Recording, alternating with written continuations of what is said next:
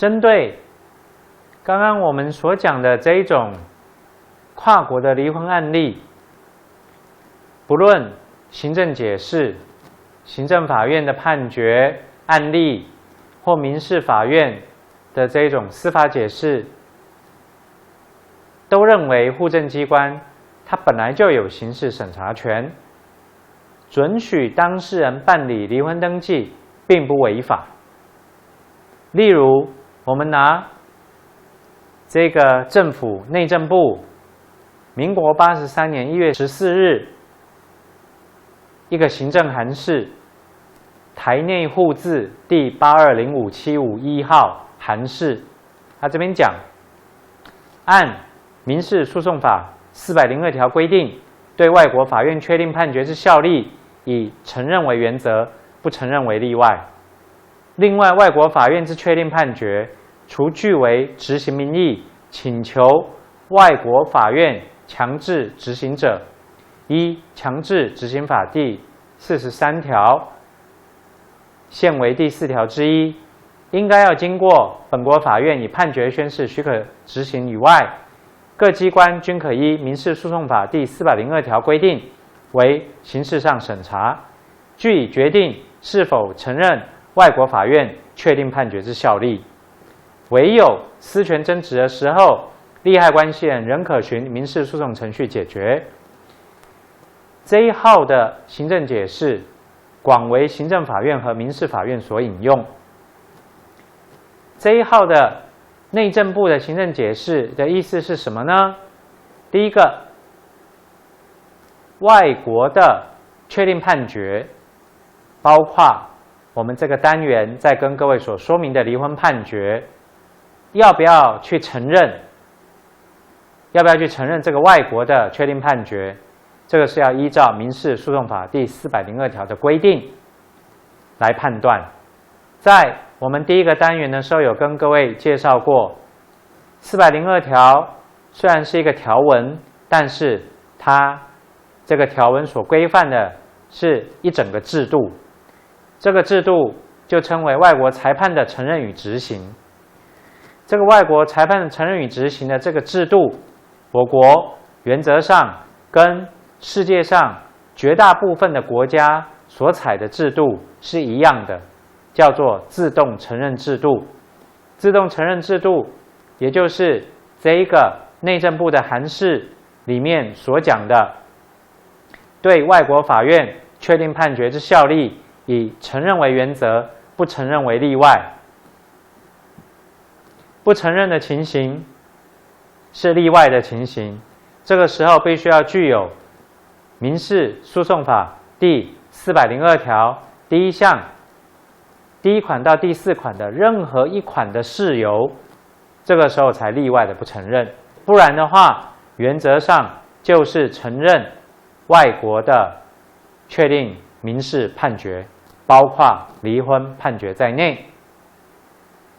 那这个函释下面讲说，令外国法院之确定判决，除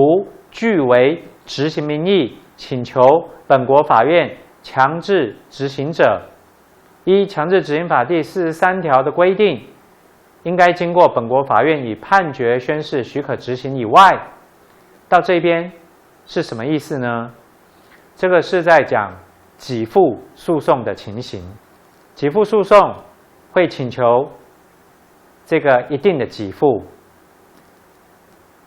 它有可能是关于财产上面的法律关系，那关于家事或者身份上面的法律关系，例如这个我们后面有一个单元叫做跨国的争夺未成年子女，也就是请求交付子女的这种诉讼啊。一方把小孩子带着要躲另外一方，另外一方追到了以后，这个请求对方交付子女，这个我们在这个第4个单元会再跟各位详细的解释。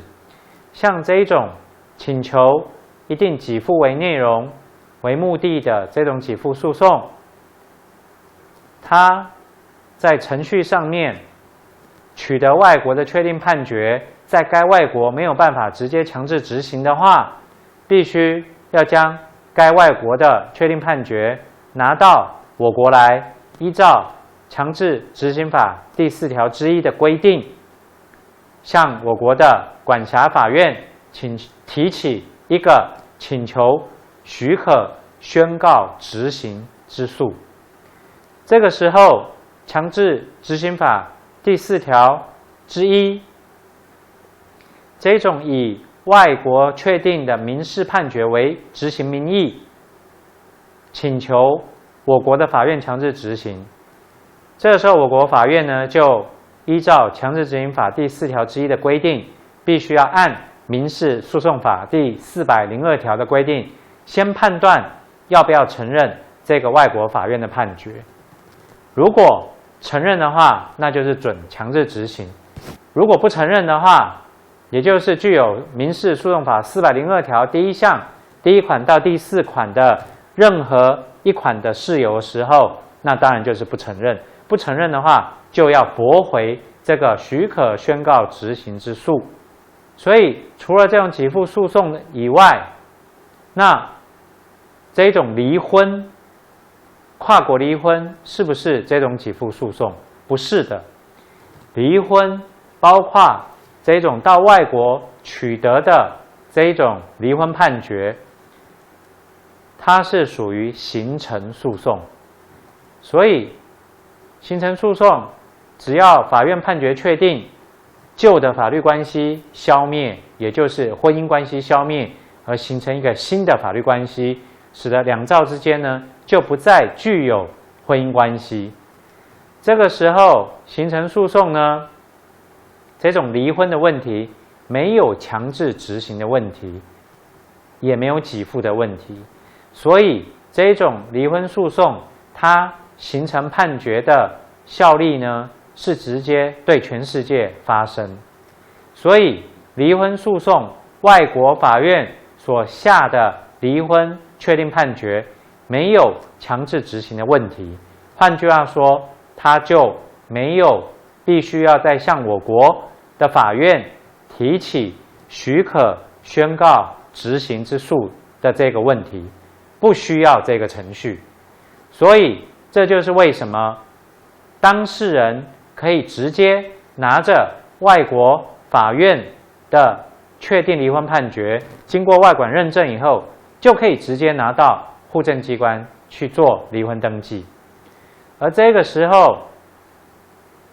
我们现在在跟各位解释的就是说，那这个时候不管是行政解释，或者是行政法院跟民事法院的司法解释，都认为这个时候户政机关它本来就有刑事的审查权，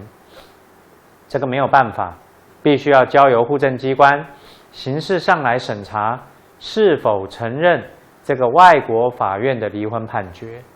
然后来判断要不要准许当事人办理离婚登记。所以这个部分呢，是在说明这一种形成判决跟给付判决不一样的地方，它在外国裁判的承认与执行的这个部分，它是不需要提起许可宣告执行之诉的这个程序的。